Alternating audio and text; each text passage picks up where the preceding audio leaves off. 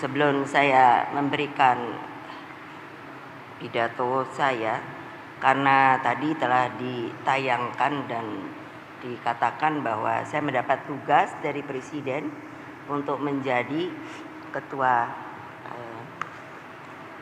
Ketua Dewan Pembina Badan Pembinaan Ideologi Pancasila.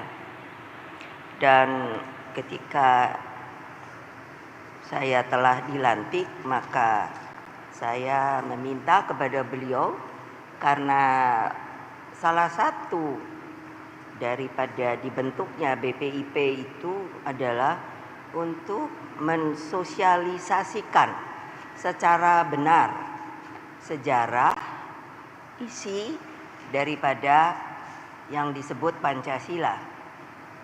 Dan pada waktu itu saya mengatakan pada beliau bahwa saya minta untuk diizinkan kalau di dalam sebuah pertemuan sebelum upacara dimulai, maka kita untuk mengingat bahwa ideologi kita itu adalah Pancasila, maka dengan kata-kata salam Pancasila, maka tadi telah dipresentasikan. Jadi dengan segala hormat saya meminta, karena nanti juga akan dengan upacara akan diberikan duplikat bendera pusaka. Jadi mereka yang sekarang ini mau untuk datang untuk mendapatkan dari kami yang namanya duplikat bendera pusaka itu, juga untuk selalu di dalam upacara apapun saja mengatakan kepada para hadirin dan hadirat yang ada, membiasakan diri untuk memulainya dengan menyebut salam Pancasila. Seharusnya kita semua berdiri dulu, tetapi dengan mohon maaf juga, karena tadi saya bicara dengan Pak Gubernur Jogja, kita ini sudah sama-sama tua ya Mas, karena beliau dengan saya bedanya hanya 1 tahun. Jadi kalau saya terserah, tapi duduk pun boleh. Kalau saya sebut salam Pancasila, tolong dijawab juga dengan salam Pancasila.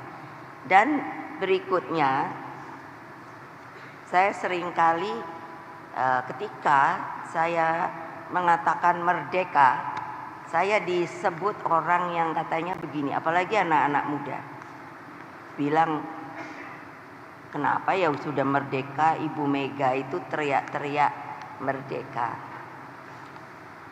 Bapak-bapak, ibu-ibu yang saya hormati, mungkin kita seumur, jadi kita ini mungkin hanya atau berada di dalam sebuah kondisi negara kita, yaitu justru tidak ikut berjuang dan juga tidak lagi merasakan suasana perjuangan dan ketika proklamasi itu.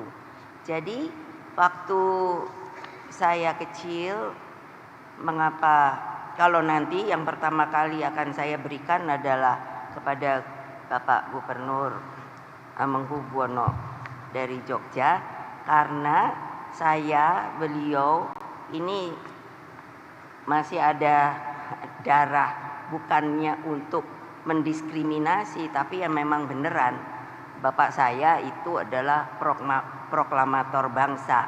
Kalau ada yang tidak setuju silakan angkat tangan, artinya kalian adalah A sejarah. Lalu yang berikutnya, seperti tadi dikatakan, ketika keadaan negara, pemerintahan yang tadi telah disebutkan oleh saya, karena belum bisa tinggal di istana, maka tinggalnya di Pegangsaan Timur.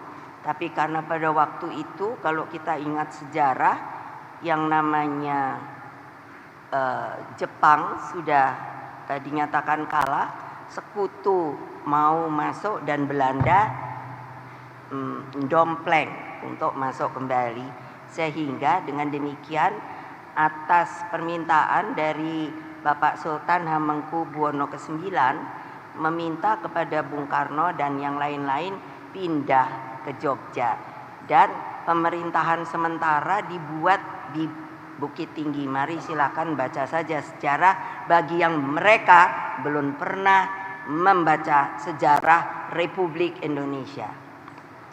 Nah, dengan demikian maka pada waktu itu saya banyak sekali bertemu dengan para pejuang, karena saya satu-satunya yang lahir di Istana Jogja.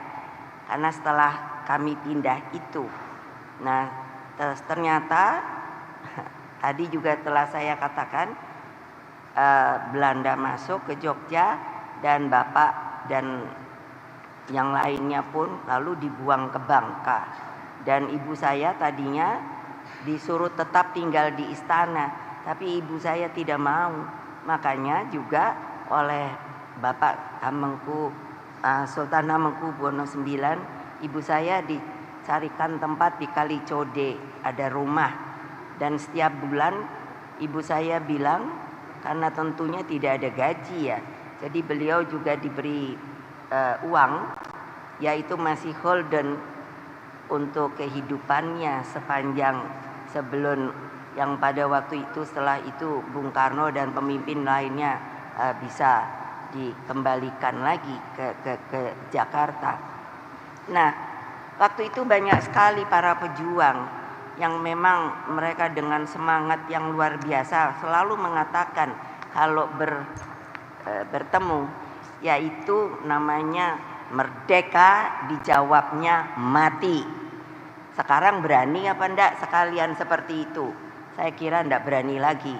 Untuk ngomong merdeka aja mungkin susah sekali. Makanya saya ajarkan kembali untuk yang namanya perjuangan itu tidak menjadi luntur. Dengan demikian kita akan tahu bahwa negara kita ini memang dijadikannya dengan susah payah. Oleh sebab itu saya selalu bilang, siapa saja saya teriaki merdeka begitu kan, lalu dijawab merdeka. Mau ndak mengatakan seperti itu? Mau tidak mengatakan seperti itu? Kok takut amat ya? Saya heran loh sekarang, yang kalian ini kayaknya senangnya bungkem. Salah atau benar ndak pernah berani ngomong.